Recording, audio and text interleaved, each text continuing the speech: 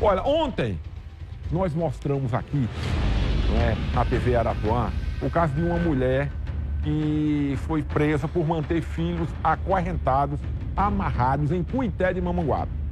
De acordo com os parentes, a mulher tem problema mental. Eu disse ontem aqui, eu afirmei ontem aqui, antes de julgar essa mulher, uma pessoa em sã consciência jamais faria isso.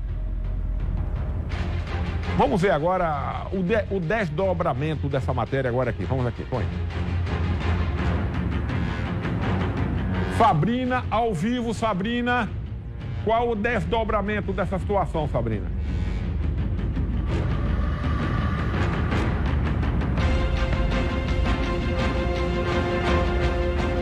Oi, Vinícius. Oi, vocês aí de casa que estão acompanhando a nossa programação. Você já começou aí a falar um pouco, inclusive ontem a gente fez toda uma repercussão a respeito desse caso aí em Cuité de Mamanguape. Ela realmente é a mãe desses 3 filhos aí que foram encontrados acorrentados. Ela alegou que tinha medo que eles fugissem de casa, também apresentou ali algum tipo de situação que poderia enquadrá-la como numa situação de distúrbio, né?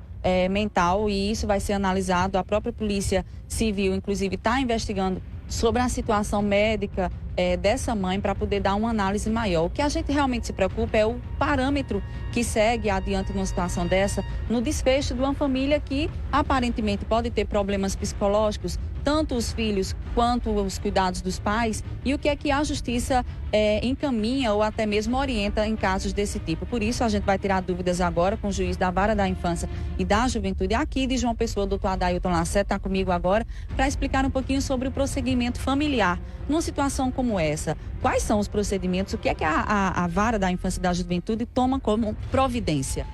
Bom, é importante dizer que nesse caso específico de Mamanguape, será tratado pelo Cuité de Mamanguape será tratado pelo juiz da comarca. Entretanto, são casos que se repetem pelo Brasil afora. Então é importante que a imprensa divulgue e a gente possa orientar, porque situações idênticas a essa já aconteceu aqui também em João Pessoa.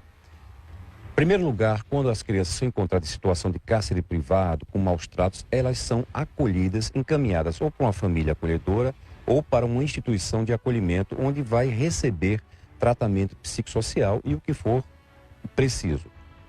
No caso da mãe apresentar distúrbios mentais, essa mãe também será acompanhada e será tratada, não será encaminhada para um presídio de início. É bom ressaltar que a polícia faz o trabalho dela. Quando recebe uma denúncia, evidentemente tem que dar resposta para a sociedade e efetua a prisão em flagrante. Depois, então, é que se vai observar se aquela acusada ou acusado tem ou não algum tipo de patologia psíquica que precisa ser tratada. Então, os peritos é quem vão dizer e a justiça vai determinar tratamento ambulatorial. Mas, em primeiro lugar, é proteger as crianças que são as partes mais frágeis. Nesse caso, o encaminhamento das crianças, a princípio, seria para um outro lar, uma outra instituição, vai ter o contato com outra família. Como é que vocês analisam isso? Bom, em princípio elas são acolhidas e depois se busca a reintegração ou para a família natural, se tiver condições de recebê-la novamente, ou para uma família extensa, que são os parentes. Em não podendo, se procura então uma família substituta, mas sem solução o caso não fica. Toda uma rede de atendimento é acionada para poder então dar o tratamento que essa criança ou esse adolescente necessita. Nesse caso de Mamanguape, a mãe foi levada para a carceragem e vai esperar todo o resultado da justiça. Mas ela pode perder a guarda definitiva? Como é que fica essa situação?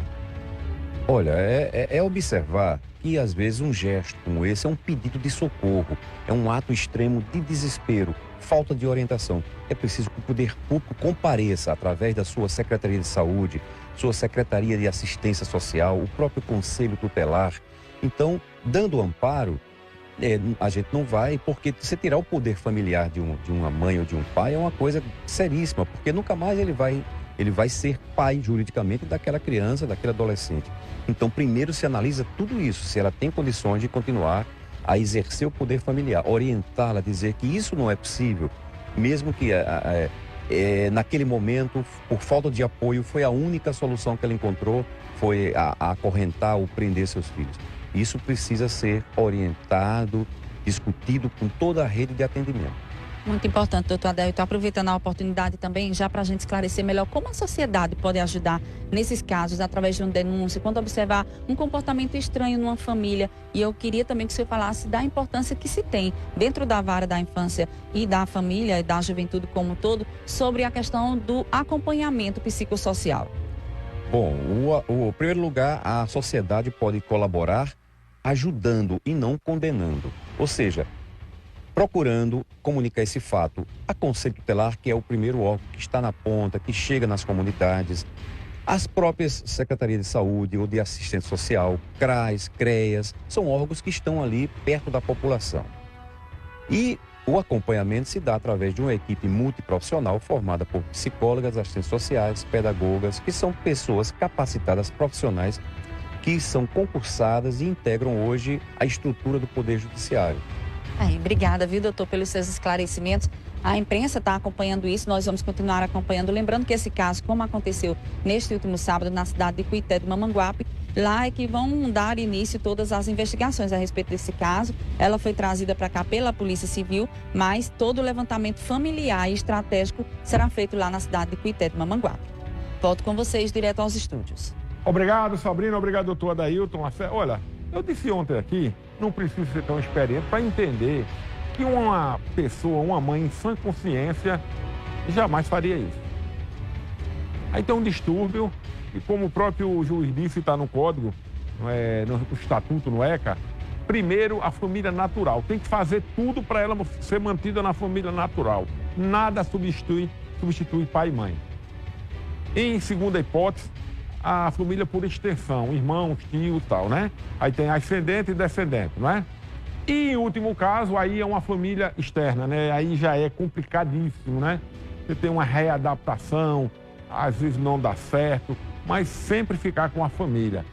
E você pode ajudar, antes de qualquer crítica, liga para as autoridades. Você vê que eu não fiz crítica ontem. Eu vi a cena, eu digo, não, mas não pode uma pessoa em sã consciência estar com distúrbio. Às vezes não tem dinheiro para uma feira, não tem dinheiro para... Isso vai mentalmente perturbando, ver os filhos com fome. Nada justifica isso, mas tem que atenuar. Saber o que foi que houve antes de julgar. Eu acho que essa senhora tem que passar por um tratamento. Os filhos devem ser encaminhados para... E já estão, né? Para um tio, que é a família por extensão. E depois se vê o que é que pode fazer, né? O importante agora é trazer as crianças para um convívio normal. Você não tem ideia do que é um filho, uma criança, perder o norte do pai e da mãe, não ter pai e mãe. Aí você diz, como é que tu sabe? Eu vou dizer por quê. Eu fiz uma matéria de acidente na BR-101 e o pai e a mãe morreram na hora e ficou a criança, estava no banco traseiro. Como ela estava com a amarradinha, ela ficava, cadê mamãe, cadê papai? Só ela falava isso. Veio psicóloga, veio tudo e ela não parava de dizer, cadê meu pai e minha mãe que estavam mortos, né? Não tem quem substitua, né?